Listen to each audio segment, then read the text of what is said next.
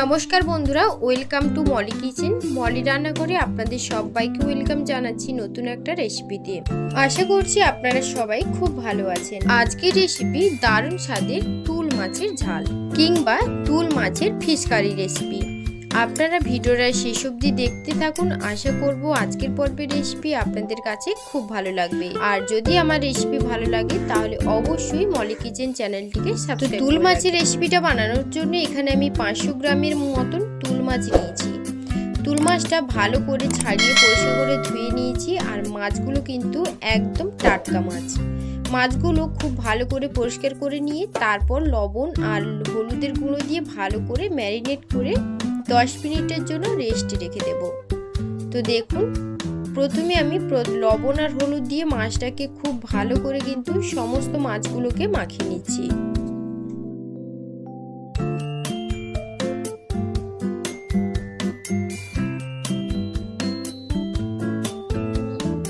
তো মাছগুলো সব ভালো করে কিন্তু মাখানো হয়ে গেছে। এখন এটাকে 10 মিনিটের জন্য রেস্টে রেখে দেব। তো 10 মিনিট এটা রাখতে রাখতে এদিকে আমি প্যানে বেশ কিছুটা পরিমাণে তেল দিয়ে মাছটাকে খুব ভালো করে ভেজে নেব। তো তার জন্য একটা মাছ তুলে নিয়ে ফ্রাইং প্যানে বেশ কিছুটা পরিমাণে তেল দিয়ে খুব ভালো করে গরম করে নিয়েছি। এবার আমি পরপর করে মাছগুলোকে দিয়ে দেব। মাছটা দিয়ে খুব ভালো করে কিন্তু 2 পিঠ লাল লাল করে ভেজে তুলে নেব। তো এই যে দেখুন, পরপর করে আমি সব মাছগুলো দিয়ে দিচ্ছি। আর একেবারে কিন্তু আমি সব মাছগুলো দিয়ে দিলাম। একেবারে কিন্তু মাছগুলো একটা তাওয়ার মধ্যে ধরে গেছিলো, তাই আমি দিয়ে দিলাম। আপনারা চাইলে একেবারেই ভেজে নিতে পারেন কিংবা ডবল বার করে কিন্তু দুবার করে ভেজে নিতে পারেন। তো মাছটা দিয়ে দেওয়ার পর ফ্লেমটাকে একদম মিডিয়ামে রেখে 5 থেকে 7 মিনিট খুব ভালো করে ভেজে নিতে হবে। তো 5 থেকে 7 মিনিট ভালো করে ভেজে নেওয়ার পর এক পিঠ খুব ভালো করে যখন ভাজা হয়ে যাবে তখন পরবর্তী পিঠ অপর পিঠটাও কিন্তু আমি উল্টে দিচ্ছি মাছটা। তো এই যে দেখুন, মাছটার অপর পিঠটা উল্টে দিলাম। দিয়ে সমস্ত মাছগুলো কিন্তু অপর পিঠ উল্টে দেব। দিয়ে আবারও 6 থেকে 7 মিনিট খুব ভালো করে কিন্তু মাছটাকে ভেজে নেব। তো দেখুন, এক পিঠ খুব ভালো করে ভাজা হয়ে গেছে, তাই উল্টে দিচ্ছি মাছগুলো। সব মাছগুলো একেবারে উল্টে দিয়ে আবারও 7 মিনিটের মতন একদম মিডিয়াম ফ্লেমে ভালো করে ভেজে নেব। তো মাছের 2 পিঠ খুব ভালো করে কিন্তু ভাজা হয়ে গেছে। দেখুন, 2 পিঠ কিন্তু একেবারে লাল লাল করে ভেজে নিয়েছি।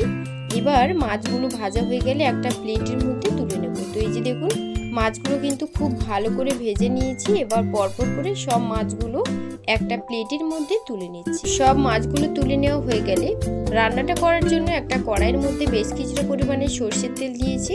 তারপর তেল ভালো করে গরম হয়ে গেলে 5 ফোড়ন 1 চামচের মতন আর 2টো মিডিয়াম সাইজের পেঁয়াজ একদম সরু সরু করে কেটে রেখেছিলাম, সেটাকে দিয়ে দিলাম।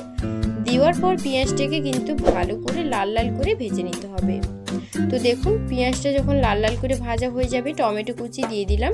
একটা মিডিয়াম সাইজের টমেটো গোল গোল করে কেটে রেখেছিলাম, সেই টমেটোটা দিয়ে দিলাম। টমেটোটা দেওয়ার পর ভালো করে কিন্তু টমেটোটাকে গলিয়ে নিতে হবে, একদম নরম করে নিতে হবে, তাহলে গ্রেভিটা কিন্তু সুন্দর আসবে।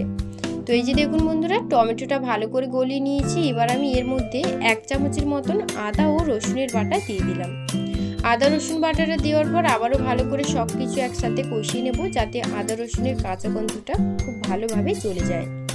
তো এই যে আদা রসুনটা দিয়ে দিলাম, তারপর লবণ আর হলুদের গুঁড়ো দিয়ে দিলাম, তারপর দিয়ে দিচ্ছি জিরের গুঁড়ো আর লঙ্কার গুঁড়ো, তারপর দিয়ে দিচ্ছি পেঁয়াজ, কাঁচা লঙ্কা আর কালো সর্ষে একসাথে বেটে রেখেছিলাম, সেইটা 2 চামচের মতন দিয়ে দিলাম। আর মশলা ধোয়া জল সামান্য পরিমাণে দিয়েছি, যাতে মশলাটা পুড়ে না যায়। এবার এটাকে সব কিছু কিন্তু খুব ভালো করে কষিয়ে নিতে হবে। এই রান্নার সর্ষে বাটাটা দিলে কিন্তু সব থেকে বেশি ভালো স্বাদ আসে। আপনারা সর্ষে বাটাটা দেওয়ার অবশ্যই চেষ্টা করবেন, তবে যদি সর্ষে বাটা পছন্দ না হয় তাহলে কিন্তু দেওয়ার প্রয়োজন নেই। তো মশলাটাকে এখন 1.5 থেকে 2 মিনিট খুব ভালো করে কিন্তু কষিয়ে নেব, যতক্ষণ না মশলা থেকে তেল ছাড়তে শুরু করছে। 1 থেকে 1.5 মিনিট খুব ভালো করে কিন্তু একদম মিডিয়াম ফ্লেমে মশলাটাকে কষিয়ে নিয়েছি।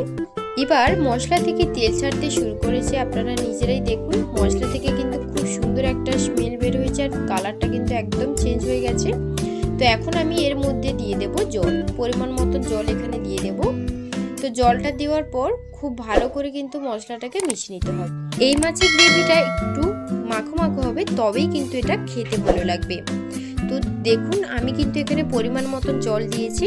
আপনারা যে যেমন ঝোল খেতে পছন্দ করেন সেইভাবেই এখানে জল দিয়ে দেবেন। তো জলটা দেওয়া হয়ে গেলে ভালোভাবে মিশিয়ে নিচ্ছি মশলার সঙ্গে জলটা। তারপর এটাকে 2 থেকে 3 মিনিট খুব ভালো করে ফুটতে দেব। তো দেখুন নাড়াচাড়া করে নিচ্ছি মশলাটাকে। তারপর এটাকে একদম হাই ফ্লেমে করে দিয়ে 2 থেকে 3 মিনিট খুব ভালো করে কিন্তু এটাকে ফুটতে দিতে হবে। তো এই যে দেখুন বন্ধুরা, ঝোলটা কিন্তু আস্তে আস্তে ফুটতে শুরু করছে। তো ফ্লেমটাকে কিন্তু একদমই হাইতে করে দিয়েছি। তারপর এটাকে ঝোলটাকে খুব ভালো করে ফুটতে দেওয়া মানে ফোটা পর্যন্ত এটাকে অপেক্ষা করতে হবে।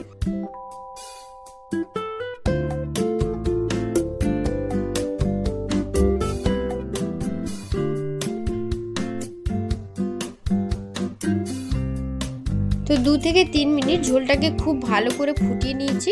আর ঝোলটা যখন একটু গাঢ় হয়ে আসবে তখন আমি ভেজে রাখা মাছগুলো এর মধ্যে দিয়ে দেব।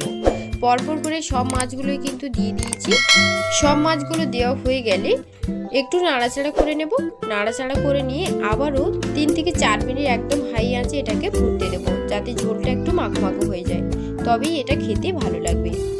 তো এই যে দেখুন ঝোলটা কিন্তু খুব ভালো করে ফুটতে শুরু করেছে। এটাকে 3 থেকে 4 মিনিটের মতন রেখে দেবো, যাতে ঝোলটা একদম মাখো মাখো হয়ে যায়।